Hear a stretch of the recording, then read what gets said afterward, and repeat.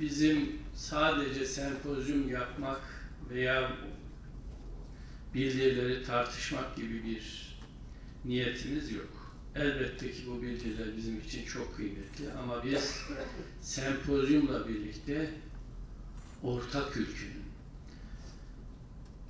Türk dünyasının, geleceğimizin mirasını paylaşmak, birlikte olmak, bundan da gurur duymak istiyoruz. Bu paylaşımlar bizim için son derece kıymetli.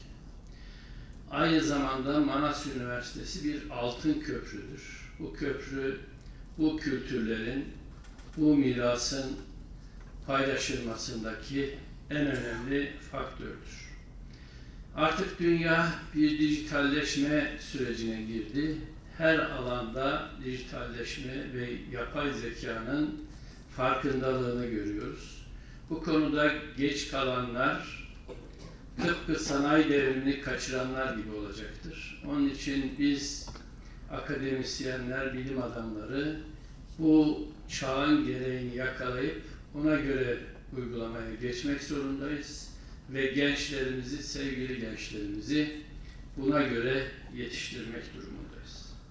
Ortak aklı kullanmak en önemli unsurumuz olacak. Vizyonumuzun gelişiminde ve geliştirilmesinde ortak akıl bizim için en kıymetli, en değerli hazinemiz olacaktır. Gelecekten umutluyuz. Gelecek bize umut vaat ediyor. Çünkü dünyada artık Birleşmiş Milletler yerine daha küçük gruplar halinde birleşimler söz konusudur. Yani Güney Afrika Birliği, Afrika Birliği, Avrupa Birliği, Arap Birliği, Latin Amerika Birliği gibi birlikler hızlı bir şekilde organize olarak çalışmaya başladılar. Bu anlamda Türk Dünyası Birliği hepsinde birkaç adım daha önde. Çünkü bizim birliğimizde biraz önce Almaz Hoca da bahsetti, geçmişten gelen mirasımız var. Yani bizi bir arada tutan mayamız, hamurumuz bir. Dolayısıyla bizim ortaklığımızda menfaat birliği değil, soy birliği, boy birliği, din birliği, kültür birliği var. Dolayısıyla paylaşımlarımız çok daha kolay. Ama bunu hızlandırmak hepimize düşen görev, en önemli görev de akademisyenlerimize düşen görevdir. Bu anlamda övünerek söylüyorum, bu geçen günlerde Nisan ayı içerisinde Kırgızistan İstatistik Olimpiyatları yapıldı. Bu olimpiyatların birincisi Manas Üniversitesi oldu. Kırgızistan'ın yurt dışında temsil hakkı yine her zaman olduğu gibi Manas Üniversitesi'nin oldu. Biz öncelikle öğrencilerimizle çok gurur duyuyoruz. Bunlar ülkenin ve Türk dünyasının geleceği, çok başarılı öğrenciler.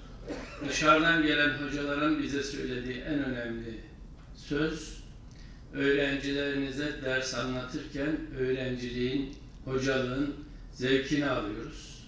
Bu da bizim için çok kıymetli. Çünkü bu öğrenciler Türk dünyasının geleceğini vaat ediyor. Gelecek bu gençliğin, onun için gençlerimizle ben her zaman gurur duyuyorum. Sağ olun, var olun gençler.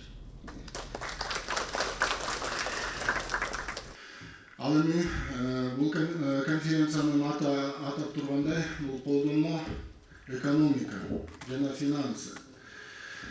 Эми экономика ар бир мамлекеттин, ар бир элдин бул таяна турган өзөгү, мындайча айтканда экономиканын жүрөгү десек болот. Ошондуктан бүгүн бизде экономика факультетибизде өтүп жатканы бул таң калыштуу эмес. Жана ошондой эле мына жакта биздин экономика факультетинин студенттери катышып отурат. Биздин чоң тилегибиз, үмүтүбүз бар, буюрса келечекте силер бир гана Кыргызстан жана Түркия эмес, дүйнөдөгү көптөгөн мамлекеттердин экономикасынын өнүгүүсүнө буюрса салымыңарды кошосуңар деп.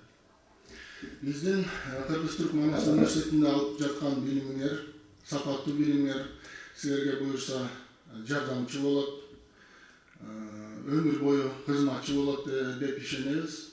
Ошондуктан Кыргыз Түрк Манас университети көптөгөн университеттер сыяктуу эле сапатка басымдуулук кылат.